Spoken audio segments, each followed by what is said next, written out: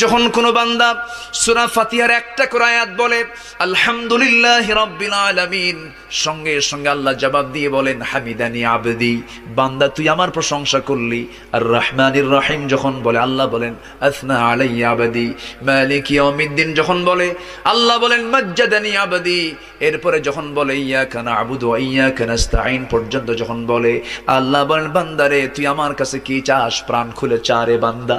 ইহদিনাস সিরাতাল মুস্তাকিম থেকে শুরু করে নিয়া ওয়ালাদ-দাল্লিন পর্যন্ত যখন বান্দা বলে তখন আল্লাহ বলেন বান্দা নামাজের মধ্যে এমন প্রেমের খেলা খেললি বান্দা, তুই যা চাইলি সব আমি আল্লাহ কবুল করলাম।